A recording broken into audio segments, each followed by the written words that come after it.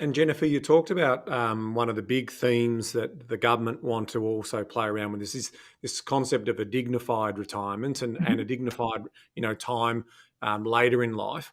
And what a lot of people don't realise is that there's a lot of different options that are available as you go through those transition years. Those three different phases. So you've got things like home care, respite, residential. So can you just talk us through what are those options in terms of the accommodation options that are available to us, as part of our planning when we start thinking about, how are we going to live out those years? Yep. Okay. So the care system in Australia, we are lucky. It's not perfect, but we do actually have a pretty good system. So if you're under age 65, you essentially go through the NDIS if you need assistance with your daily living and if you have major issues that require support. Once you turn 65, you go through myagedcare.gov.au and you can register for the care system. That's the government portal, the entrance point essentially to start accessing care services. And the care services they're available to everybody, regardless of your assets and your income and your financial situation. Everybody is entitled to care and support. The system starts from very low levels of basic and practical support around the home, and that's generally at the moment provided by the Commonwealth Home Services Program.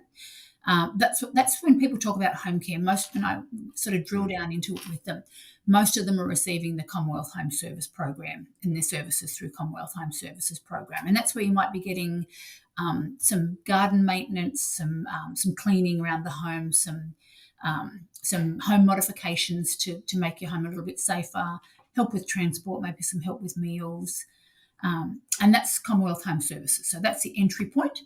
And that's the basic sort of support services. And then it goes on, and we have the home care package program.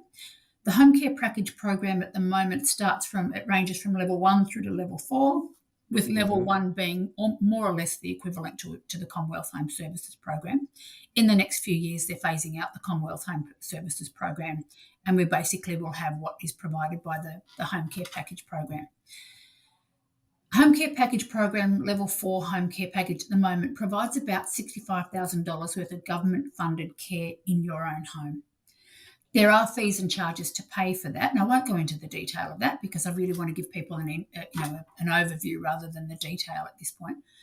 But $65,000 worth of government funded care in your own home per person is quite a significant amount of care at home. And the government wants you to receive your care at home. It is less expensive for the taxpayer to provide care and support for people at home rather than them having to move into residential aged care, which is a nursing home. And it's what most people want. So none of us plan to actually go into a nursing home later in life. We all say we're going to be living till the end of our days in our own home. So accessing care services and being aware of the services available and actually accessing those services when you need them means that you're more likely to be able to live under your own steam and maintain your independence and live in your own home as you age. And then at the end of that, when you get past the stage where home care services can provide sufficient care, your options are to pay privately for extra care in your own home. You might need just an extra couple of hours of care at home, and you can pay privately, and pay for that extra care just to meet your personal needs and your health needs. There are some people who choose to get 24-hour care in their own home. It is significantly expensive, but if you have the ability to pay for it, and that's what works for you, fantastic, pay for it. And when I'm talking significantly expensive, 300,000 or more to pay for round-the-clock care in your own home. But if you've got the ability to pay, great. The other option is to get help from family and friends, and so most people to live in their later years at home, even if they're accessing a home care package, will need some help from family and friends.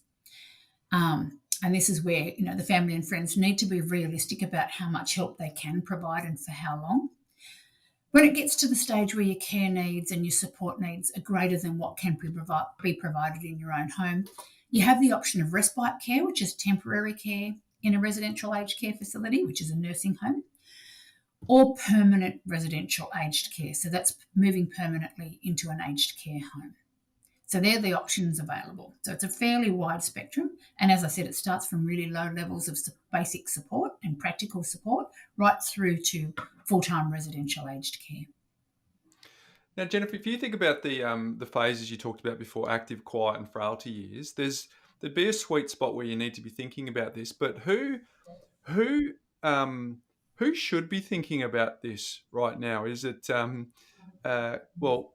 I'm setting up the question because clearly we, as you know, looking after our parents, and for the reason for you going into it, but we're trying to talk to the Gen Xers here, aren't we? To say this is Yeah. probably a conversation that you need to be really starting to embrace and have and think about, because if you're having these conversations as you're in retirement, you might not get the most optimal outcomes. Correct. So I really, and it's a message that I'm trying to get out to the general public is don't just think about aged care as something that's in the far too distant future. I need people to be at retirement, and I need, if they're talking to their financial advisor or they're talking about their trusted professionals, they need to be thinking about their future selves. So they need to be thinking about not what they're like at the age of 65. They need to actually be realistic and think about what their life is going to look like when they're 75 and when they're 85. And for the majority of people, or a lot of people, they need to be thinking about what their life will look like at the age of 95 and start really framing their choices and thinking about how they're going to transition through these different life stages, the three life stages that we're talking about. And I can't stress strongly enough that where you live has a huge impact on how well you will live as you age and how successfully you'll be able to stay living independently under your own steam as you get into your later years.